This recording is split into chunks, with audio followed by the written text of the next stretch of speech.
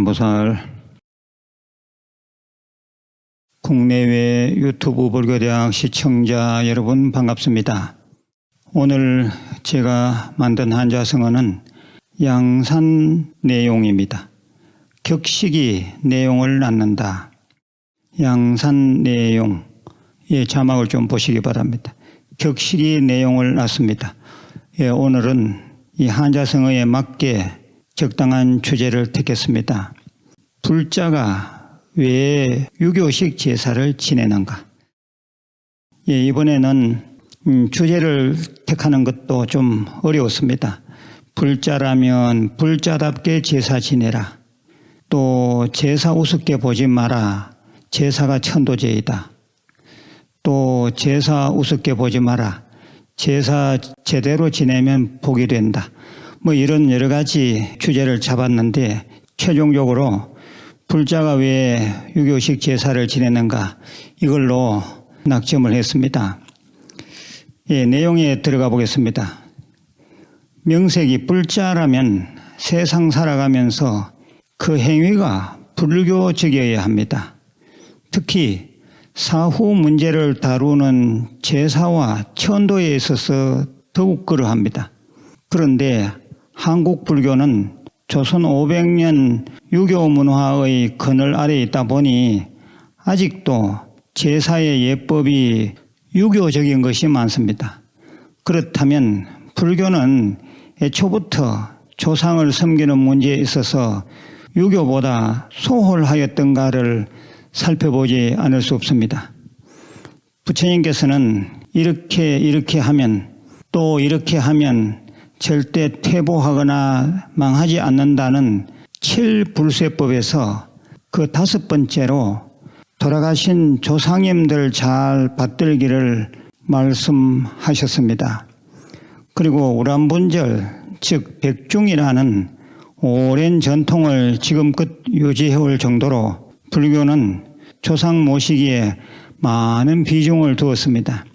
그러다 보니 불교 특유의 재래의식이 잘 만들어지고 전승되어 왔습니다.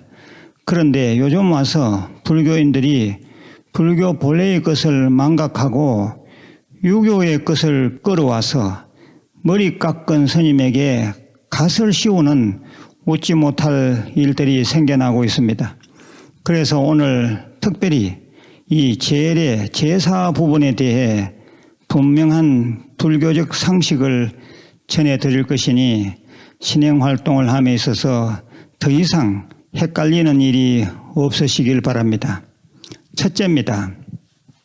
제사 시간에 대해서입니다. 유교식의 제사는 한밤중에 지내는 것이 원칙입니다. 하지만 불교식 제사는 하루 중 어느 때라도 관계없습니다. 절 집안에서는 이미 돌아가신 어른 스님들의 제사를 철저히 챙깁니다. 그런데 그 제사를 절대 밤에 지내는 법이 없습니다. 대부분 사시불공 뒷시간에 제사를 지냅니다. 그러한 전통에 기인해서 모든 절에서는 부탁해서 들어오는 신도님 조상들의 제사를 스님들처럼 사시불공 뒤에 지내고 있습니다. 불자라면 집에서 제사를 지낼 때 유교처럼 한밤중에 지내지 않으셔도 됩니다. 가족들이 다 모일 수 있는 시간에 하시면 됩니다. 그것이 불교식입니다. 둘째입니다. 절하는 법에 대해서입니다. 유교에서는 제단 또는 영단에 절을 올릴 때 남자는 2배, 여자는 4배가 원칙입니다. 여자가 2번 절하면 그것은 유교법에서 맞지 않습니다. 그런데 불교 안에서도 이 유교법을 적용하려는 사람들이 있는데 이는 크게 잘못입니다. 남녀 공히 부처님께 절하듯이 3배하는 것이 맞습니다.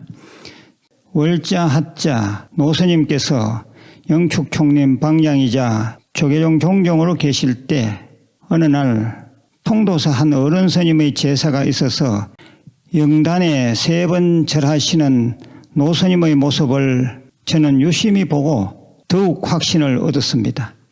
그리고 최근 열반하신 금산사 송월주 큰 스님의 장례에 문재인 대통령이 조문하셨는데 조계종 일례 스님의 안내에 따라 정확히 삼배하는 것이 방송되었습니다.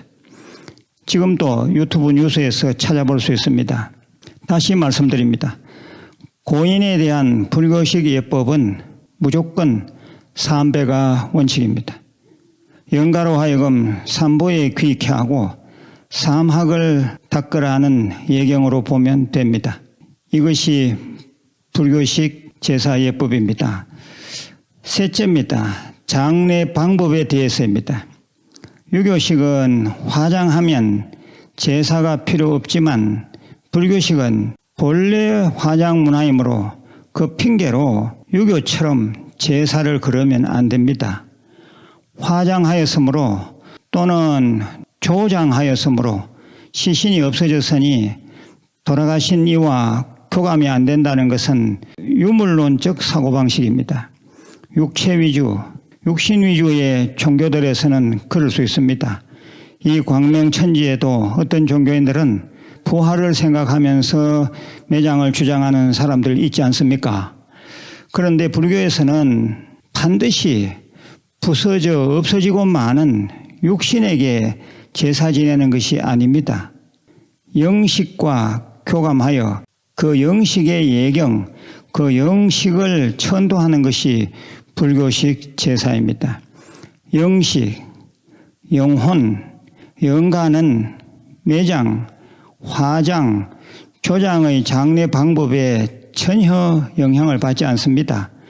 용학이라는 스님은 제사의 인연으로 해서 해인사 8만 대장경을 영인했다는 기록이 있습니다. 제가 이미 법문한 이미 환생했다면 제사가 무슨 소용, 이걸 꼭 찾아서 보시기 바랍니다. 불교식 제사는 영혼, 영가, 영식을 상대로 한다는 말씀입니다. 넷째입니다. 제사의 본질적 내용에 대해서입니다. 유교식 제사는 홍동백선이 자포우해니 하는 그 칠해 위주로 무엇을 잔뜩 올리는 것을 미덕으로 하고 있으나 불교식 제사는 삼색나물, 삼색과일이면 족합니다. 그것도 부담스러우면 찬물 한 그릇도 가능합니다. 단지 중요한 것은 경전 독송입니다. 그런데 유교에서는 경전을 독송하지 않습니다. 불교식의 제사는 말이 제사이지 천도의식입니다.